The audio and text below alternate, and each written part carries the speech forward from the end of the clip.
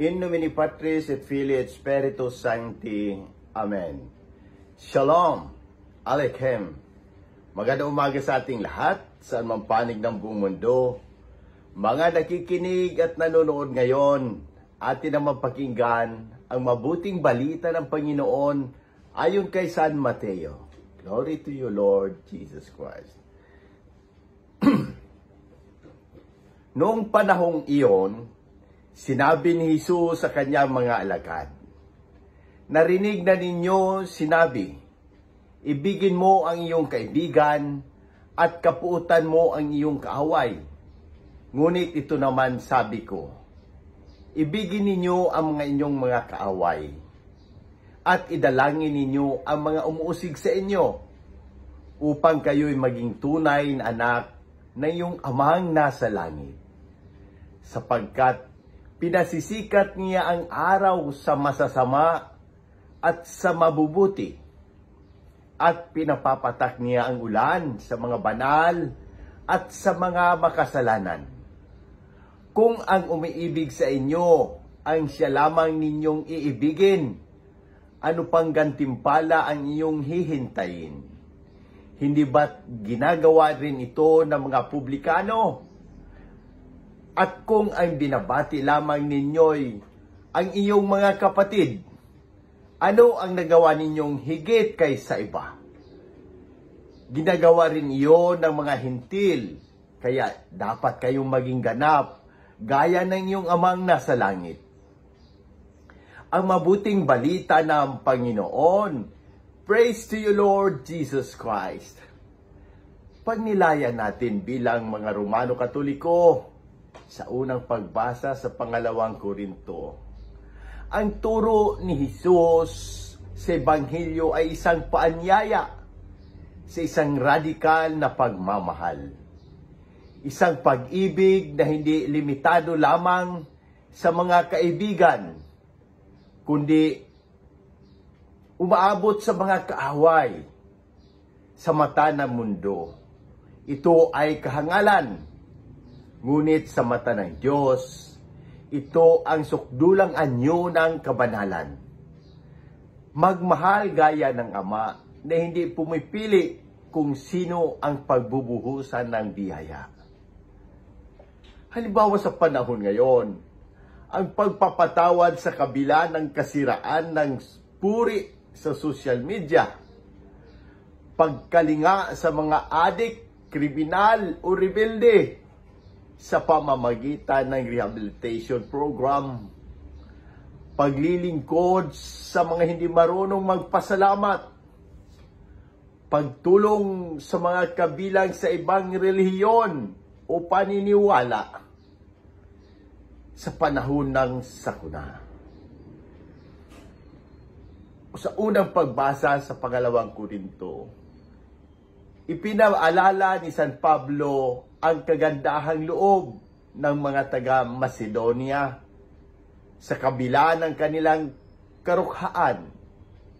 Sila ay nagbigay ng buong puso at kusang loob. Isinabuhay nila ang sakripisyo ni Kristo na bagamat mayaman ay nagpakahirap upang tayo yumaman sa biyaya.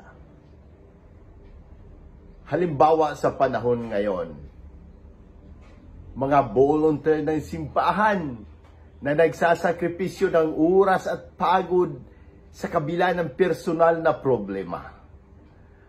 Ang pagbibigay ng tulong pinansyal kahit higpit o gipit upang makatulong sa medical mission, relief drives at seminarians. Ang pagbigay ng oras sa pastoral work kahit abala sa trabaho. Panalangin sa pagpapagaling ng mga may sakit. Aming Amang mapagpagaling, inilalapit po namin sa iyo ang aming Obispo Jose Bantolo, Padre Vicente Gomez, Padre Boy Bautista, Padre Cesar Laurio, at Padre Nathaniel Cañares. Ipagkaloob mo po ang kagalingan sa kanilang katawan at kapayapaan sa kanilang kalooban. Pagpalain mo rin si Raymond Lawrence at lahat ng aming mahal sa buhay, mga nanonood at nakikinig at buong sangkatauhan. Hipuin mo po kami ng iyong mapaghimalang kamay. Pagalingin mo ang aming mga sugat, pisikal, emosyonal at espiritual. Pagpalain mo ang aking buong pamilya. Ipagkaloob mo ang iyong proteksyon, pagkakaisa at katatagan sa gitna ng pagsubok. Amen. Manalangin tayo para sa mga pumanaw. Panginoon, maawain, tanggapin mo po sa iyong kaharian ang kaluluwa ng aming mahal na Pope Francis, si Manuel Sr., at lahat ng mga pumanaw na nanalig sa iyo, lalo na yaong mga nasa purgatorio, sa pamamagitan ng panalangin at intersesyon ng mahal na Inang Maria, naway mapatawad ang kanilang mga kasalanan at makamtan ang walang hanggang kapahingaan. Requiem et aeternam dona is Domini, et lux perpetua locet, es requiescant in pace. Amen. Mga tugon sa pagbabago ng simbahan.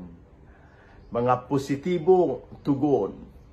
Ang pagdami ng online mass at mga digital na catechism outreach.